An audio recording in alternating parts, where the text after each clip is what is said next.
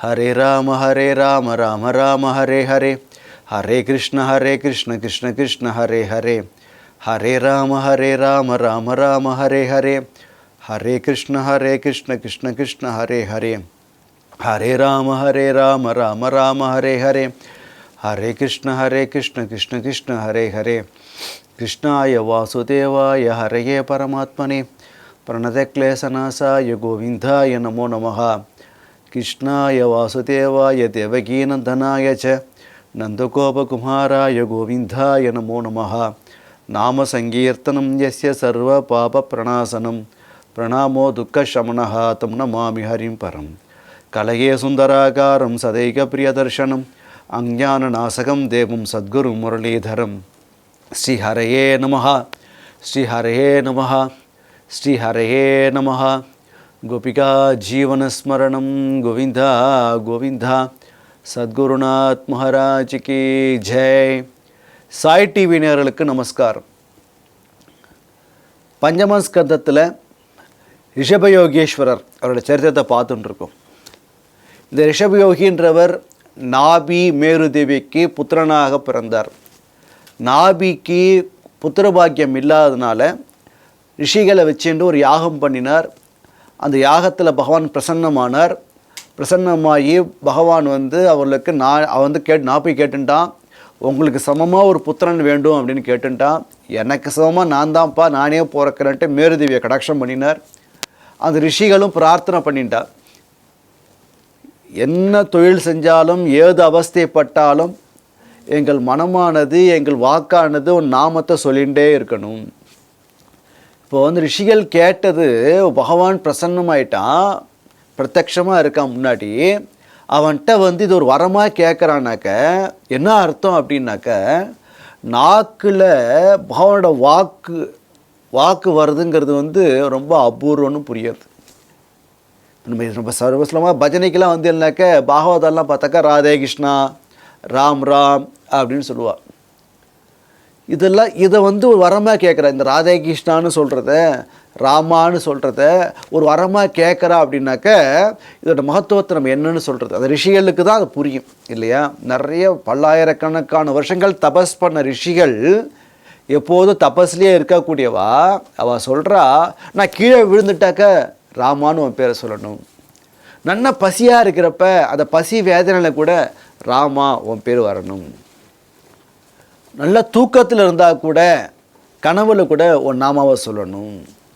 நல்ல சுவாசம் ரொம்ப சிரமப்படுறப்ப வியாதி வந்த காலத்தில் படுத்த படுக்கையாக இருக்கிற காலத்தில் அப்போ கூட எனக்கு ஐயோ அம்மானு வரக்கூடாது, என் வாக்கில் உன் நாமா தான் வரணும், அது வரமாக கொடுன்னு கேட்குறா. அப்படின்னாக்க இப்போ பஜனைக்கு அதுக்காக சத்சங்கம் வரணும்னு சொல்கிறேன். சத்சங்கத்துலலாம் வந்தாக்க எப்படி பேசுவான்னாக்கா எல்லாம் ராதே கிருஷ்ணா ராதே கிருஷ்ணா ராதே ராதே.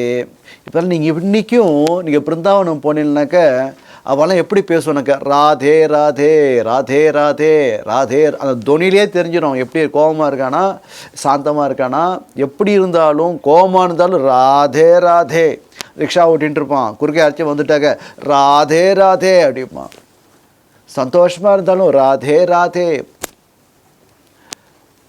பண்டரிபுரம் வந்துட்டாக்கா ராமகிருஷ்ண ஹரி வாசுதேவ ஹரி என்றான். திருப்பதிக்கு போனால் கோவிந்தா கோவிந்தா கோவிந்தா அப்படின்றான். குருவாயூர் போனாக்கா குருவாயூரப்பா குருவாயூரப்பா அப்படின்னு கத்துறான். ஸோ அதனால் இந்த மாதிரி நாமா சொல்கிறதுக்கு பகவான்கிட்ட ஒரு வரமாக கேட்குறா இந்த ரிஷிகள் அப்படின்னு சொன்னாக்க, அந்த பகவான் நாமா சொல்கிறதுங்கிறது நம்ம வாக்கில் வந்துடுத்து அப்படின்னு சொன்னாக்க நம்மெல்லாம் நிறையா தபஸ் பண்ணியிருக்கோன்னு அர்த்தம். யார் வாக்கில் சர்வ சுலபமாக இந்த அக்ஷரம் வருதோ, பகவான் நாமங்கிற அக்ஷரம் வருதோ, அவெல்லாம் பாக்கியசாலிகளே. ஏன்னா பகவான் நாம போதேந்திரால் எழுதுகிறா. போதேந்திர சுவாமிகள் சொல்கிறார், ஒருத்தன் வாக்கில் ராமான்னு வருதுன்னு சொன்னாக்கா அவன் பல்லாயிரக்கணக்கான வருஷங்கள் பல ஜென்மாக்களில் அவன் பண்ண தபஸு, அவன் போன கோயில், அவன் பண்ண யாகங்கள், அவன் பண்ண வேத அத்தியனம், அதோட பலனாக இந்த ஜென்மாவில் அவனுக்கு ராமான்னு வரும் அப்படின்ட்டார். நிறையா க்ஷேத்ராடனம் போயிருப்பான், தீர்த்தாடனம் போயிருப்பான், நிறைய மகான்களை தரிசனம் பண்ணியிருப்பான். அதோட ஒரு கிருப்பை இந்த ஜென்மாவில் ராமா கிருஷ்ணா கோவிந்தா ஈஸ்வரா நமசிவாயா, அரோஹரா அப்படிலாம் வருது, இல்லைன்னா வராது. இது ஒரு வரமாக கேட்குறா. அதுக்கப்புறம் நாபி மகாராஜா விசாலா தேசத்தில் போயிட்டு பகவான் நரநாராயண சுவாமிகளையே கைங்கரியம் பண்ணிட்டு சேவை பண்ணிட்டு அவரும் பகவத் சாயுஜத்தை அடைஞ்சார். இந்த நாபியோட பாக்கியத்தை என்னன்னு சொல்கிறது, சாட்சாத் பகவானே புத்திரனாக வந்திருக்கார்.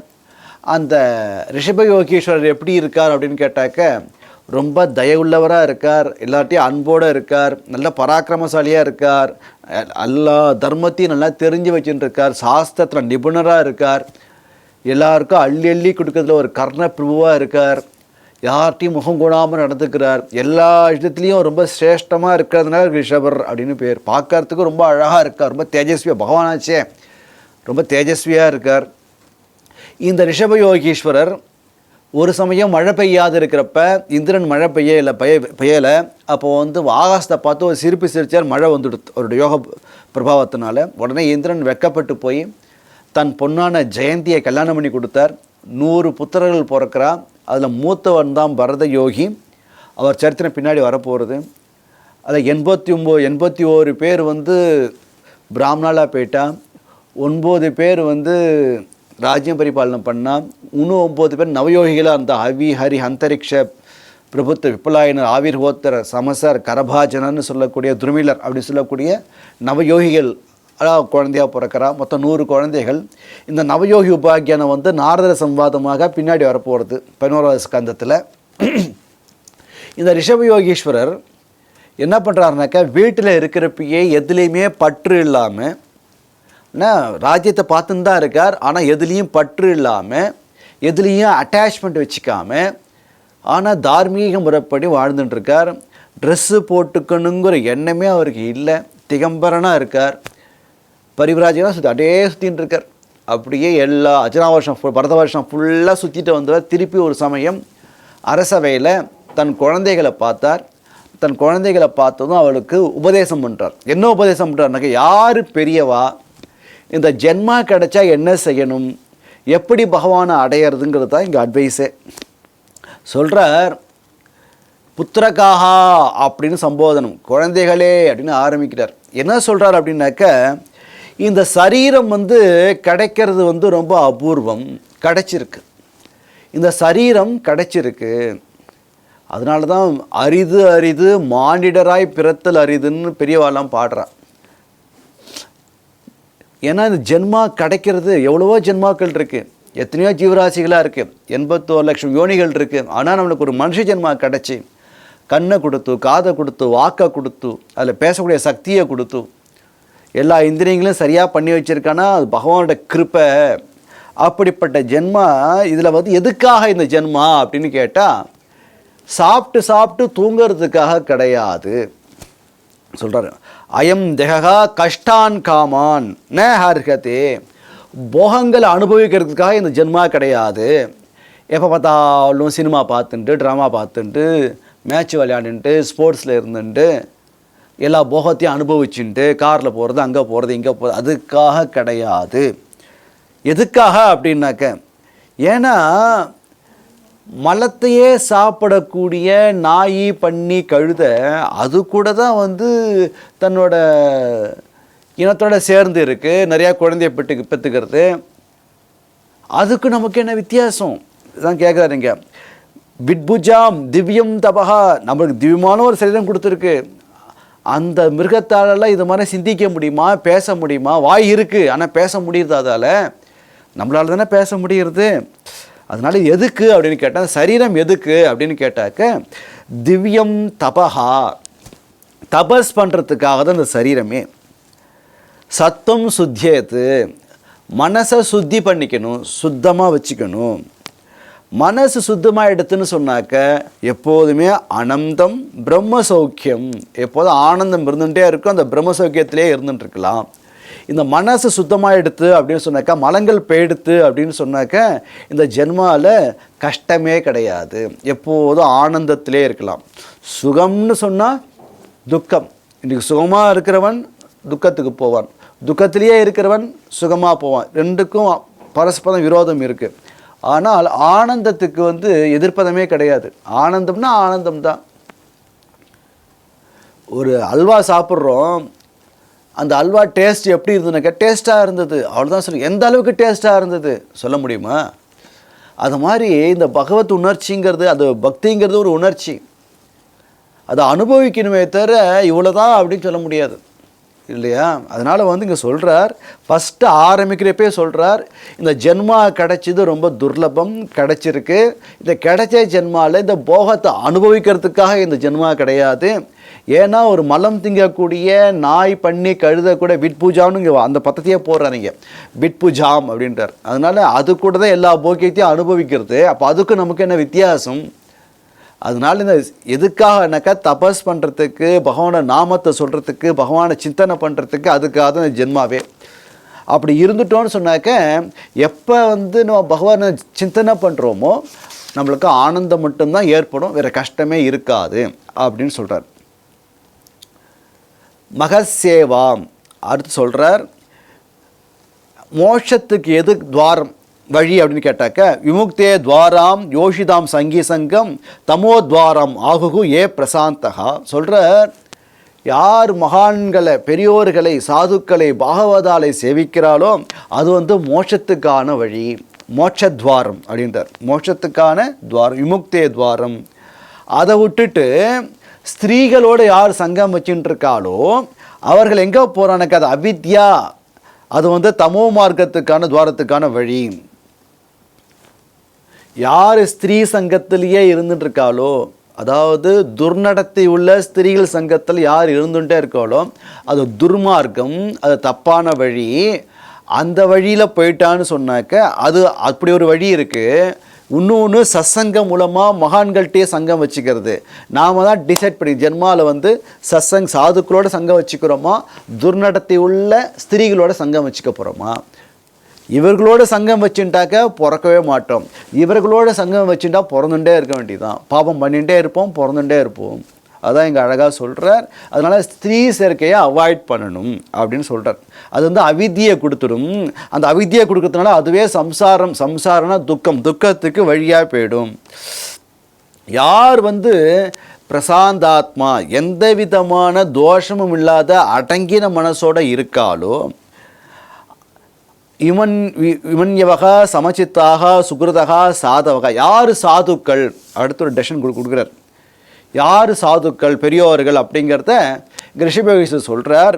யாரோட மனசில் எந்த விதமான காமமும் இல்லையோ, துவேஷம் இல்லையோ, கோபம் இல்லையோ, மனசை அடக்கினாலோ, எப்போதுமே புறத்தியாருக்கு நல்லதையே நினைக்கிறாளோ, சுகிருதகா, சுகிருதனை எல்லாருக்கும் எப்போதும் நல்லதே நடக்கட்டும், கெட்டதே நடக்கப்படாது, எல்லாருக்கும் நல்லதே. தனக்கு ஒருத்தர் துரோகம் பண்ணினா கூட அவன் நல்லா இருக்கு, என்ன செய்தாரை ஒருத்தல் அவர்னான நன்னயம் செய்து விடல், திருவள்ளுவர் சொல்கிறார் இல்லையா.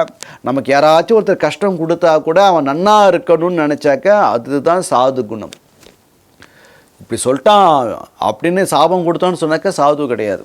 அதான் இங்கே சொல்கிறார், யாருக்குமே தீமையே நினைக்காம நன்மையே நினச்சின்னு இருக்கணும், பிரசாந்த ஆத்மாவாக இருக்கணும், மனசை அடக்கி இருக்கணும், எல்லார்ட்டையும் சமமாக நடக்கக்கூடிய சமபாவ சுகிருதகா சமச்சித்தாக எல்லார்ட்டையும் சமமாக நடக்கணும். யார் இப்படி இருக்காலோ, கோபம் இல்லாமல், காமம் இல்லாமல், துவேஷம் இல்லாமல், யார் எல்லார் இடத்துலையும் பகவானை பார்த்துண்டு எல்லார்ட்டையும் அன்பாக இருக்காலோ அவா தான் சாதுக்கள். அந்த சங்கத்தை நோக்கி தான் நீங்கள் போக வேண்டும். ஒரு அப்பா குழந்தைக்கு எப்படி அட்வைஸ் பண்ணுவார், இது ரிஷப யோகீஸ்வரர் தன் புத்திரர்களுக்கு மட்டும் அட்வைஸ் கிடையாது, நம்ம எல்லாருக்குமே அட்வைஸ் தான். ஏன்னா சாக்ஷாத் ரிஷபர் யார், சாக்ஷாத் பகவானோட அம்சம். அதனால் அவர் சொல்கிறதெல்லாம் பகவான் வாட்ச, பகவானே சொல்கிற மாதிரி. அதனால் அது சொல்கிற நம்ம கேட்டுக்கணும். யார் லோகத்தில் சரீர சம்மந்தப்பட்ட பேச்சே பேசிகிட்டு இருக்காளோ, இப்போ ட்ரெயினில் போயின்ட்டுருக்கோம், ட்ரெயினில் போகிறப்ப அந்த பக்கத்தில் உட்காந்துட்டு கோ பேசஞ்சரை பார்த்து, சார் குட் மார்னிங் சார், அவரும் குட் மார்னிங் சார், எங்கே சார் போகிறீங்க, இந்த ஊருக்கு போகிறேன், அந்த ஊரில் என்ன சார் கிடைக்கும், அவர் என்ன சொல்லுவார், இந்த ஹோட்டலில் அது நல்லாயிருக்கும், அந்த ஹோட்டலில் இது நல்லாயிருக்கும், இந்த போண்டா நல்லாயிருக்கும், அங்கே பஜ்ஜி நல்லாயிருக்கும், இங்கே பூரி நல்லாயிருக்கும், சப்பாத்தி நல்லாயிருக்கும். இது மாதிரி யார் பேசிகிட்டு இருக்காலோ அந்த சங்கத்துக்கு போகவே கூடாது, அது மாதிரி மனுஷன்கிட்ட சேரவே கூடாது. ஏன்னா அவள் வந்து திருடா.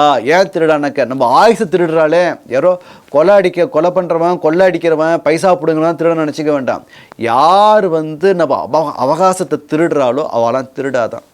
நான் அந்த நேரத்தில் வந்து நான் பகவான் ராமராமான்னு சொல்லிகிட்டு இருப்பேன், ஏதோ பாகவதம் வாசிச்சுட்டு இருப்பேன், ஒரு புராணம் வாசிச்சுட்டு இருப்பேன். அதை வாசிக்க விடாமல், கேட்க விடாமல், நாம சொல்ல விடாமல் வந்து இந்த ஹோட்டலில் அது நல்லா இருக்கும், அது நல்லா இருக்கும், இது நல்லா இருக்குன்னு பேசிகிட்டு இருக்கா பார்த்தீங்களா. அதை மாதிரி ஜனங்களோட சங்கமே வச்சுக்கப்படாது. லோகேஹே தேகம்பரகா வார்த்திகேஷு ஜனேஷு ஜயாத்ம ஜாதிமஸ்ஸு கிரகேஷுன பிரதியுக்தாக. அவளுக்கு வந்து எப்படி இருப்பான்னு கேட்டாக்க, உலகத்தில் வந்து சரீர போஷணத்தை பற்றியே பேசக்கூடியவர்கள், அப்புறம் வந்து மனைவி, மக்கள், வீடு, வாசல், பணம், இதை பற்றியே நினச்சிட்டு இருக்கிறவா. அவளுக்கு யாருக்கிட்டலாம் அன்பே இல்லையோ, அன்பே வைக்காதவா ந பிரதியுக்தாக. அப்புறம் வந்து இதெல்லாம் வந்து அசத்தோட விஷயம்னு சொல்கிறார். ஆனால் சத்துக்கள் எப்படி இருப்பான்னு கேட்டாக்க, இது மாதிரி ஆட்கள்கிட்ட டச்சே வச்சுக்க மாட்டான். இது மாதிரி பேசக்கூடிய பார்த்தாக்க ராதே கிருஷ்ணா போயிடுவா. ஊர்வம்பே பேச மாட்டா, யார்கிட்டையும் அட்டாச்மெண்ட்டே வச்சுக்க மாட்டா. எப்போதும் சர்வேஸ்வரனான பகவான்கிட்டையே சிந்தனை வச்சுட்டுருப்பா. சொல்ல ஈசே மயீகிருதா, தன்னை வச்சு தொட்டு சொல்கிறார். மையன் அவர் பகவான் இல்லையா, யார் பகவானான என்னையே, அவரையோ பகவான்னு அர்த்தம், பகவானையே தியானம் பண்ணிட்டு எதுலேயுமே மாட்டிக்காமல், எதுலேயும் பந்தப்படாமல், எதுலேயும் ஆப்டுக்காமல் யார் அன்பையே வச்சுட்டு இருக்காளோ, அதுதான் புருஷார்த்த லாபம்னு நினச்சிட்டு இருக்காளோ அவெல்லாம் சாதுக்கள், பெரியோர்கள். ரொம்ப அழகாக டிஃபைன் பண்ணுற பற்றியெல்லாம் ஒரு பாயிண்ட்டை சொல்லிட்டு வர்றார். இந்த ஜென்மா கிடைச்சது எதுக்கு அப்படின்னு சொல்கிறார். இந்த ஜென்மா கிடைச்சது வந்து பகவானை சிந்தனை பண்ணுறதுக்கு அப்படின்னு சொன்னார். யார் வந்து யார்கிட்டையும் கோபமே படாமல் எல்லாரையும் சமமாக பாவிச்சுட்டு எல்லாரிடத்துலையும் பகவானையே நினச்சிட்டு பகவத் விஷயங்களே பேசிகிட்டு இருக்காளோ, காமம், கோபம், லோபம், மதம், ஆச்சரியம்னு எதுவுமே இல்லாமல் யார் இருக்காளோ அவெல்லாம் பெரியோர்கள். 2 மார்க்கம் இருக்குது பகவான் அடையிறதுக்கு. சாதுக்கள் வழியாக வந்தாக்க அது ஒரு மார்க்கம், அந்த மார்க்கத்தை தான் வர முடியும். அப்படி இல்லை அப்படின்னு சொன்னாக்க கெட்ட நடத்தி உள்ள ஸ்திரீகளோட சங்கத்தை வச்சுட்டு கீழே போகிறதுக்கு, சம்சாரத்துக்கு போகிறதுக்கு அது ஒரு மார்க்கம். 2 மார்க்கம், ஒன்று பிரவிற்த்தி மார்க்கம், இன்னொன்று நிவர்த்தி மார்க்கம். பிரவிற்த்தின்னு போனால் இப்படி போக வேண்டியது, நிவர்த்தினா சாதுக்கள்கிட்ட வர வேண்டியது அப்படின்னு சொல்கிறார். சரீர யாத்திரைக்கு எந்த அளவுக்கு தேவையோ அந்த அளவுக்கு மட்டும் உழைச்சிண்டு, அதான் இங்கே சொல்கிறார்.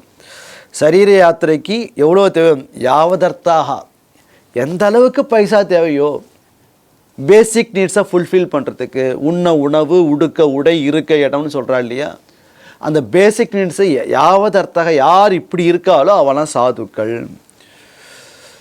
எப்போ வந்து இந்த ஜீவன் இந்த துஷ்ட சங்கத்துக்கு போகிறானோ அவனுக்கு வந்து என்ன ஆகுதுன்னு கேட்டாக்க, அந்த நேரத்தில் அது சந்தோஷத்தை கொடுக்குற மாதிரி இருக்கும். புலன்களுக்கெல்லாம் வந்து அது சந்தோஷத்தை கொடுக்குற மாதிரி இருக்கும். பிரமத்தகா இந்திரிய பிரீத்தியேன்றார். அந்த நேரத்தில் அந்த இந்திரியங்களுக்கு ஏதோ சந்தோஷமாக இருக்கிற மாதிரி தோணும். ஆனால் என்னன்னாக்க நிச்சயமாக அவன் கவனமே இல்லாமல் பாப்பம்தான் பண்ணின்னு இருக்கான். நூனம் விகர்மகா குருதே. ஏன்னா அவன் வந்து எது சந்தோஷம்னு நினச்சிட்டு இருக்கானோ துக்கத்தை கொடுக்க போகிறதுங்கிறது அறிவு இல்லாமல் இருக்கான். அதனால் அது என்ன ஆகுன்னு கேட்டாக்க, இந்த சரீரம் வந்து எப்போ வந்து அதுக்கு ஆசைப்பட்டுண்டு தனக்கு கஷ்டத்தை கொடுத்துண்டு ஒரு துஷ்ட சுபாவத்தோட அயம் தேக ஆசகா நான் சாது மன்னிய, அப்படிப்பட்ட ஜீவன்களை நான் வந்து நல்லதுன்னு நினைக்கிறதே கிடையாது. இங்கே ரிஷபர் சொல்கிறார், யார் இப்படி இருக்காளோ, சந்தோஷமாக இருக்கே பேருன்னு சொல்லிட்டு சில பாப காரியங்களை பண்ணி அதன் மூலமாக சந்தோஷத்தை யார் அடையிறாளோ, பாப கர்மாக்களை பண்ணி யார் சந்தோஷத்தில் இருக்காளோ, அந்த துஷ்ட சுபாவம் உள்ள மனிதர்களை எனக்கு பிடிக்காது. அது நல்லது நான் நினைக்கிறேன். அது மாதிரி காரியம் பண்ணுறது சந்தோஷத்துக்காக, தன் சுயநலத்துக்காக, தன் சுய சந்தோஷத்துக்காக புறத்தையாரை வாட்டி வதைக்கிறது அப்படிங்கிறது நான் இதில் உடன்பாடு கிடையாது. எத்தனை வருஷம், எத்தனை காலம் இந்த அவித்தியில் நம்ம இப்படி இந்த உண்மையை புரிஞ்சிக்காம இந்த அவித்தியில் இருந்துட்டுருக்கோமோ அத்தனை காலம் என்ன பண்ணுனாக்க கர்மா பண்ணிட்டு அதனால ஏன சரீரகா பந்தகா, நிறையா சரீரம் எடுத்துகிட்டே இருக்கும். நான் வந்து அழியாத ஆத்மஸ்வரூபங்கிற ஒரு நினைவு ஞானம் வராதனால, அஞ்ஞானத்தினால இந்த தேகத்தையே என்னோட ஆத்மான்னு நினச்சிட்டு, சரீரமே ஆத்மான்னு நினச்சிட்டு சரீரத்தையே போஷணம் பண்ணிட்டு இருக்கேன், சரீரத்துக்கே சாப்பிட்டுட்டு இருக்கேன், சரீரத்தையே நல்லா வளர்ச்சின்னு இருக்கேன், ஒரு கெட்ட சிந்தனையுள்ள மக்களோடய சேர்ந்துட்டு இருக்கேன், அவரோட துஷ்டர்களே தெரிஞ்சுட்டு இருக்கேன் அப்படின்னாக்கா என்ன ஆகும்னு கேட்டால், அது நிறைய சரீரம் எடுக்கிறதுக்கு அதுவே ஒரு வாய்ப்பாக போயிடும். அதனால பந்தம் ஏற்பட்டு சரீரம் எடுத்துகிட்டே இருப்பான் இவன் அப்படின்னு சொல்கிறார். இது அஞ்ஞானத்தால் தான் ஏற்படுறது. தேக சம்பந்தம் எதனால் ஏற்படுறது அப்படின்னு கேட்டாக்க, ஆத்மனி உபதீயமானே மன கர்மவசம், நிறைய பிரவருத்தி சுவமுள்ள மீண்டும் மீண்டும் பிறக்கக்கூடிய கர்மாக்களையே பண்ணிகிட்டே இருந்துட்டுருக்கான். அதனால் நம்ம என்ன பண்ணணும் அப்படின்னு கேட்டாக்க, எப்போதுமே வாசுதேவன்ட்டே பக்தியோடு இருக்கணும். யாவது வாசுதேவ மயேன பிரீத்திகி தாவது தேக யோகன முஷ்யதே. எவ்வளோ நாளைக்கு உனக்கு வாசுதேவன்ட்ட பக்தி இல்லையோ அத்தனை காலம் நீ ஜென்மா எடுத்துகிட்டே இருப்ப. பகவத் பக்தின்னு உன் பகவான் மேலே உனக்கு பக்தி வந்துடுத்துன்னு சொன்னாக்க உன் ஜென்மா அங்கே கட்டாயிடும். பிறக்க வேண்டிய அவசியம் இருக்காது. அது தெரியாமல் இந்த சரீரத்துக்காக உழைச்சிட்டு சரீர சம்மந்தப்பட்ட மனிதர்களோடையே பேசிட்டு உழந்துட்டு இருந்தோன்னு சொன்னாக்கா பகவானை மறந்துட்டு இது மாதிரி யார் அந்த நேரத்தில் கிடைக்கக்கூடிய அந்த ஒரு அல்ப சுகத்துக்காக ஆசைப்பட்டுட்டு இந்த சரீரம் படித்த பையனை வேஸ்ட் பண்ணிட்டு இருக்காலோ அவள் என்னன்னாக்கா இந்த சரீரம் எடுக்கிறது அப்படிங்கிற சுயற்சி இருக்குது இல்லையா, அதுலேருந்து விடுபடவே மாட்டேங்கிறா அப்படின்னு சொல்கிறார். மேற்கொண்டு நாளைக்கு பார்க்கலாம். சத்குருநாத் மகாராஜ் கி ஜெய்.